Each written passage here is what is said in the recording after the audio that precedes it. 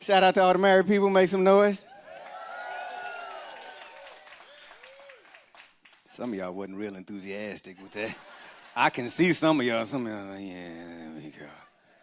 Single people in the house, make some noise. I don't know what y'all cheering that hard for. We single. Every time we leave the house, it's 50-50 chance we going home by ourselves. Married folks know their odds. We coming home together. We up there doing everything. I'll buy you a drink. I'll buy you dinner. I'll buy you some clothes. You want to come home? You don't? Okay, fine. Shoot. I'm going to say this to my married friends. I got a lot of y'all out there, married friends that have single friends that use us as alibis. Just tell us before we come to the cookout. Get to the front door. My married friend's wife is looking at me like this. And I'm like, what's wrong? He behind her, pantomiming. I was with you. I was with you. And she like, where was y'all on Saturday night? I was like, Bible study? She was like, till 2 in the morning. We read the whole book. I don't know. It's a lot of chapters. Revelations is a fool. You know about the 4 horsemen? Get this plate and go home. I'm single. I'm so single now that I don't even get the +1 on the invitations no more.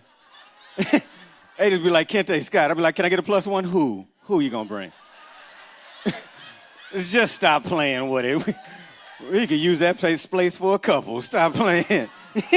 You know you're gonna come here by yourself and hope you go home with anybody. Somebody over there like, oh, like I'm a puppy. He gonna get that puppy, get that single man out the street before he get hit. He ain't got nobody claim him. Get him. That's what happened when you ain't got no collar on him. That's like, oh, I'm single. I'm all right with being single, though. I'm okay with it because I got ESPN, so anytime I get really lonely, I know there's a game on somewhere. So, I mean, I'm not desperate. Like, I ain't got that single desperate funk on me. Y'all seen it. You know, the brothers that come to church and just holler at everybody, look here, sister girl, if you would, I'll carry your Bible for you. What's happening? What's happening, sister girl? How you doing? What you going to Bible study Wednesday night? I'll be there. Be stalking you on the church grounds. Bishop, let me talk to you, brother, up in here for a minute.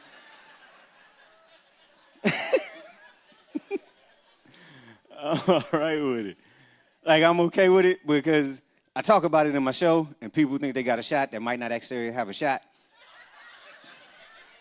Case in point, I did a show in a place called Kennewick, Washington. Anybody ever been there? Exactly. When I got off the plane, I raised the black population by 50%. So, and I'm doing this show. And after the show, I talked about being single. This very large white lady came up to me after the show. Now, this is 2017. Interracial couples, do what you do. Black men, if you like white women, do you. My name is Kente.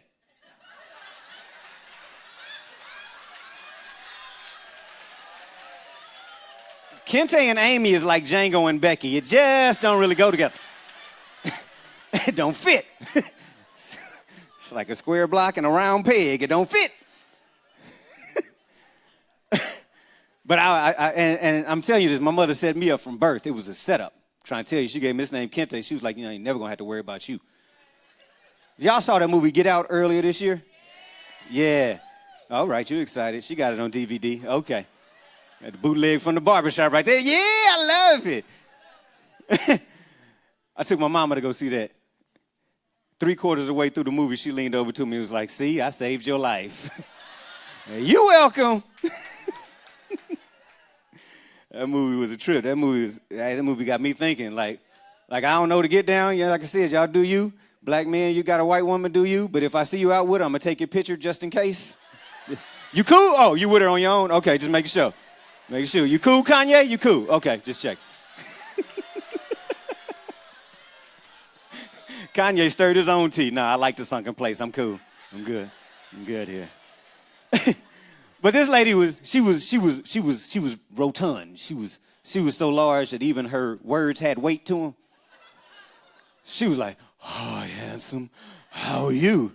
I said, "I'm terrified right now." Mama? But she wasn't going nowhere. She was planted. She was there. She was on a mission. She was like, looking me up and down. She's like, you making me want to have some brown sugar. I said, I don't know if that's good for you because you clearly look diabetic. I don't want you to slip into a coma and die. I'm trying to save your life. That's all, man. That's all I'm trying to do. I don't know CPR. I don't want that on my conscience. I'm trying to go home. Just trying to go home. And I know part of the reason why I'm single is because I'm a comedian. Every date I go on with a woman, inevitably they say this at some point in the date. Don't you put me in your act. And I say, don't do nothing funny. Because you do something funny, it's an affront to the gift that God has blessed me with, not to tell the masses. Case in point. I was out on a date, picked this lady up, and she came out in stilettos. Now, these were the professional stilettos she had on. And she clearly needed the starter stilettos with the training wheels or something on them, because she was wobbling every step. She was walking like a new giraffe, taking the first step. I felt like I was on a Hood episode of Animal Planet or something. Like the Hood crocodile hunter was going to come out like, oh, crikey. We're on the wilds of Crenshaw. Look at the little strumpet take her first step. Let's watch. And I was raised by a mother and a father, so I know how to be a gentleman. So I put my arm out. I was like, you want me to help you with that? She's like, no, I got this. INTEMP. I said, oh, okay. You can spell. And Jesus loves me. This I know, because 2 steps ahead of her was a crack in the sidewalk. And that heel of that stiletto caught in that crack, and she commenced to falling for the next 15 minutes. Because she was fighting it. She was trying to be cool. She was still cute. She was trying to fight it. So at first it looked like she was having personal earthquakes, like she was having her own personal tremors. She was like 3.2, 5.5, 9.5.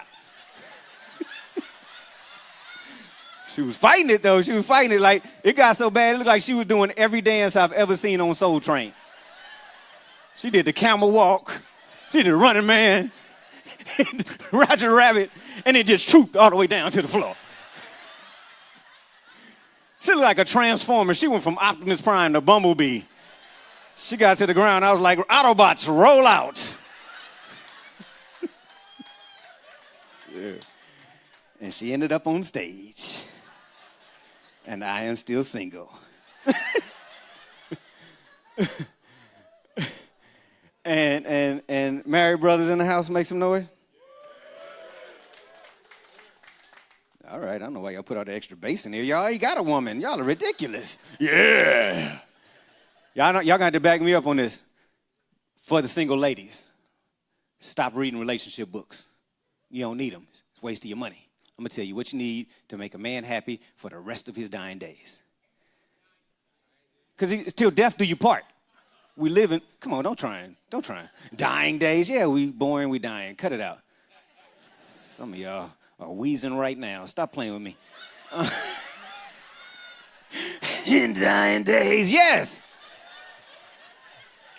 Marlboro Man, dying days. You ain't got to read no more books, and stop reading stuff by Steve Harvey. Unless his next book says, don't do what I did last time, stop buying it, he lying to y'all. You don't need it. I'm going to tell you what you need to make a man happy for the rest of his days, and they all start with S. Hey, you knew that one. She jumped right to the end. Sustenance, satisfaction, space, silence, and sports. Men, there you go. A woman chimed in like, there you go. That's all I need. Sustenance, I ran through that a little quick. I'm going to break it down for you. Sustenance, that's French for cooking. Single ladies, make some noise if you can cook in the house. Okay. All right, now make some noise if you can cook something besides spaghetti, because that's not cooking. That's a way to get through college. I'm talking about cooking. Like, and I'm not saying cooking like I can't cook. My mother's a caterer. I know how to cook. But we cook differently than y'all. Like, you come to my house, I say we having steak and potatoes. You be like, what are we having with that? I will say a knife and a fork. If I come to your house, you say we have steak and potatoes, you got salad, you got hot water cornbread, you got sweet potato pie. You putting me to sleep is what I'm talking about. That's the type of cooking I'm talking about. I'm talking about cooking so much you call your man on Tuesday and say, go to the store and get some groceries because I'm cooking for you tonight. And he walking through the store like a little kid on the first day of school. My baby cooking, because she love me, because she love, that type of cooking. The second S is satisfaction. That's for the married folks. It's a clean show. We're moving on. I'm going to say this. Nothing is defiled in the marriage bedroom. That's what satisfaction is. Moving on. Somebody clap. You got that right, girl. Lady T said guilt-free sex. That's what it is. And the next one. Space. Ladies, we love y'all. Y'all love us. We both need room from each other. Every man need a man cave. If you got a 5-bedroom house, one of them rooms need to be a man cave. I don't care if y'all share a studio apartment. We would clean out all the closet, out of coat closet and put a 50-inch screen up in there. Be blind as a bat right up on the TV right here. What are you doing? Oh, I'm in my man cave. Oh, you want your winter coat? Here you go. Close the door. I'm watching the game. And women always get riled up when I say that, like, what's the woman cave? The rest of the house. If I can't leave my drawers in the bathroom, put my feet up on the coffee table, dishes in the sink, that's the woman cave. I'm going to be in this hall closet watching this Raider game. The fourth one, man, I'm going to need y'all to back me up in here. I might need security after this one. Silence. Yeah, somebody said, woo. Yeah, y'all know what it is, but it's been a long time since a lot of these married men held it.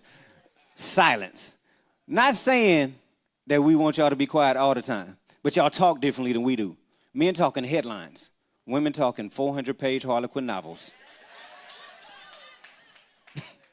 Ladies, if you've ever seen, and the married ones can attest to this, you ever seen your husband/man do this face while you talking? He stopped listening to you 15 pages ago. He really just waiting for you to take that pregnant pause. He could be like, wow, really? I can't stand her either. And the stuff I'm talking about is till death do you part. My grandfather passed recently. He was 95 years old. 3 years ago, him and my grandmother celebrated their 75th wedding anniversary. Yes. At the celebration, I went up to my granddaddy. I said, Granddaddy, how did y'all make it 75 years? He said, I ain't talked to your grandmama since 1986. I grunt, she brings food in my man cave, and I go to sleep.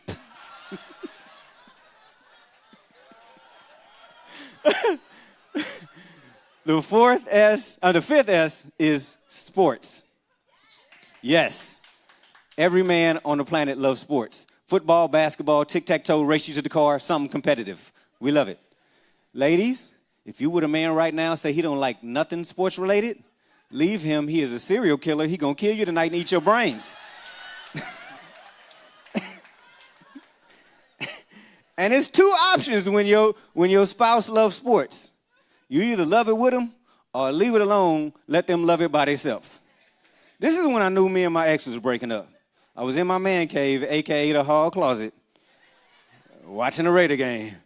And she came in, busted through the door, didn't even want her coat. I said, what you want? She's like, what you doing? I said, you see the game on, I'm almost blind right here. She was like, oh, I was thinking we could go to IKEA for the next 3 hours and pick out furniture. I said, you could have called me and told me you wanted to break up because you don't get me at all. Now close the hall closet door. I'm back in my man cave. Yeah. Same. And in relationships, they say you got to be equally yoked. Yep. Y'all heard that? Married people, y'all all equally yoked? Somebody lying. Somebody speak. Yeah, we cool. We good. And it ain't just religion. I realize that it's not just religion. It's you got to know who you are with everything. Like, I was on a date with a lady, and it was phenomenal. I was like, okay, I think we might be ready to go together here in a second. And she was like, okay, it's going too well. We gazing in each other's eyes way too much. Tell me something about you that you don't like. I said, I don't like chocolate. And she was like, what? You don't like chocolate? Then she did that thing that all black women do when I say I don't like chocolate. Oh, you date white girls? No. Candy. My name is Kente. But then I was like, but we can look past that. You know, I like white chocolate. She's like, I knew it. But then she said, Okay. I said, well, cool. You got me. I don't like chocolate. What you don't like? She was like, I don't like Thanksgiving. I said, wait, what? I said, you don't like the Thanksgiving, the premise behind it, the fact that they made this falsehood that Native Americans just welcome people over and let them steal all their land and gave them turkey and dressing? Yeah, I don't like that neither. That's foolishness. She's like, no, I don't like Thanksgiving food. I said, we're not going to make it. Now, you don't understand. I come from a black family. It's only 2 holidays that I take above everything else in the world. Thanksgiving and 4th of July. If you can't grill, don't have me come over to your house playing. You don't know what you're doing. You can't even put no charcoal on there. Thanksgiving, I might have to cryogenically freeze my mama and just bring her out every November 21st. Because this heifer cooks so good on Thanksgiving. Look here, my mama's going to Houston this Thanksgiving. She said, I'll be in Houston with grandmama for Thanksgiving. I said, well, I'll be with both of y'all too, because that's where the food is. That's where I'll be. I ain't taking no chances. And she was like, I was like, you don't like Thanksgiving food? She's like, yeah, I don't like turkey. I'm a vegetarian. I said, okay, cool. I don't like dressing. It's too dry. I said, okay. She's like, I don't like them candy yams when they put the marshmallows on. I said, I don't like the marshmallows. She's like, I don't like the yams. I said, wait, what? How you don't like the yams? Everybody like the yams. It even sound good coming out your mouth. Just say yam. I almost fell asleep right there. That's yams. She said, oh, but what I do like is the cranberry sauce.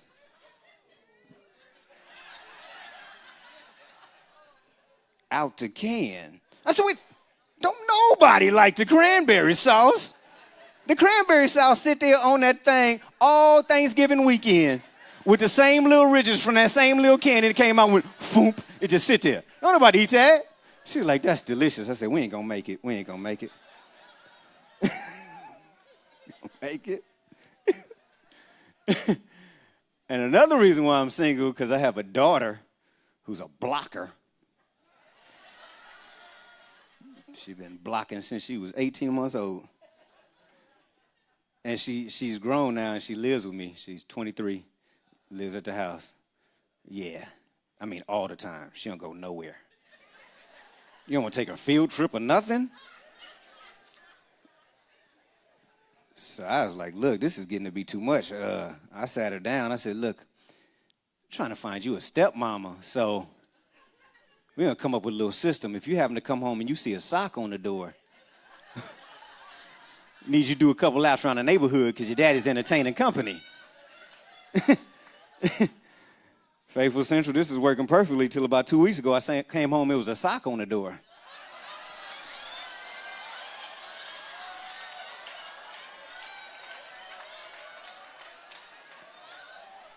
Y'all know I kicked that front door in like the LAPD. Bow!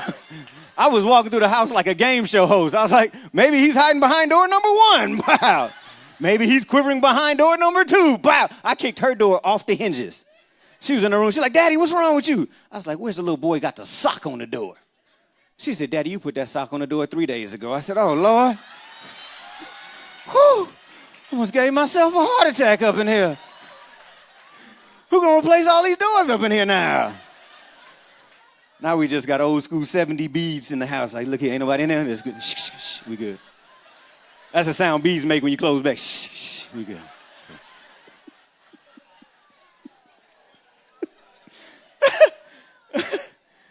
Yeah, I know. And then y'all married. What's the oldest married couple in here? I mean, not oldest. Like, how long y'all been married? Longest. Look here, English teacher. Longest married couple. They've been the oldest together. You know what I mean? Longest married couple. How many years? 50. Oh, okay. The two over here cupcaking? Is that y'all too? Huh? Okay, I can see him. Y'all all pointing at him. You almost touched her in the forehead, huh? Okay, 53. That's my parents have been married 53 years too. Yep. They've been separated the last 26 of them, but that's not the point. They clearly have found a loophole until death do us part, so they're going to skip on into heaven together like end of Amazing Race. We made it, Jesus. We made it. And it's cool because they talk to each other every day. Like my parents call each other every morning just to see if one of them is still alive. They'll be, hey, hello, how you doing? Oh, you breathing? Okay. Just checking on you. You all right? You wheezing anything? You not even to your dying days. All right, I'm going to call back tomorrow after I pray. Oh, y'all so silly. I'm going to get out of here. Everything I learned from my father because he's an old school father. He's an old school dude. Like fathers who have a daughter, make some noise. Yeah. Okay. There's a lot of bass in your voice right there. What's a good age for your daughter to start dating? 30? You know what? I thought that too.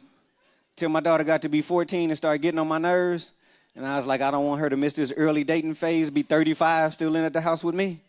Be like, Daddy, what are we doing tonight? Trying to find you a husband.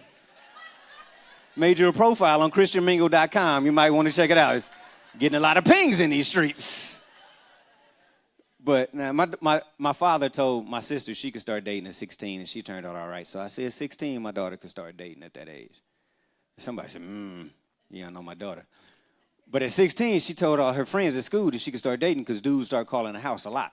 And I try not to be overly fatherly with it because, you want her to get her wings. Till this one dude called the house, and he had way too much bass in his voice. And I said, who's that on the phone? And my daughter did the thing that African-American girls master at the age of 14. If they don't like your question, they cough, hiccup, and sneeze as a response. I said, who's on the phone? She said, I said, bless you, who's on the phone? And my daughter fixed her mouth to say, that's just my friend Otis. I said, you gonna have to hang up that phone right now. And she was like, Daddy, what's the problem? I said, here's my problem. I don't know no new Negro's name Otis. The youngest Negro I know named Otis is 56. He fixes carburetors on Crenshaw and smokes Newports. Ain't no new Negroes named Otis and no new women named Gladys. They come into the world at 33. So hang up the phone. Arrogant dude called back. I snatched the phone. I said, look here, old Negro name. My daughter is 16, old Negro name. And there'll be no R. Kellyan going on up here. Do we understand each other, old Negro name? He said, I'm sorry, sir. I was named after my grandfather. I said, you need to get you a new Negro nickname like Old Dog or something. But I'm telling you, I love my father. I love him. He just turned 79 this year. But he's old school. He's like my man over here. Like I feel like he's like you. I feel like he's an old school dude. Like he don't believe in nothing new. Like if it didn't happen before 1968, it's a plot by the Republicans to make us all weak. Because my nephew is 16, has no facial hair, but every 3 days runs to the bathroom with a razor. One day my daddy called him. My father said, boy, what you doing? My nephew said, I'm manscaping. Old school, you know what that is? Exactly. Perfectly good answer for your age range. My father didn't know either. My nephew said that's when you shave your nether region because women like it when you're clean shaven down there. My father heard that, almost lost his mind. My father said, look here, boy. Ain't nobody worried about you cutting your grass if your tree is big enough. And from upstairs, my mama said, show you right, baby. Come on up in this marriage bedroom. Hey, y'all, that's my time. My name is Kente Scott. Y'all enjoy the rest of the show.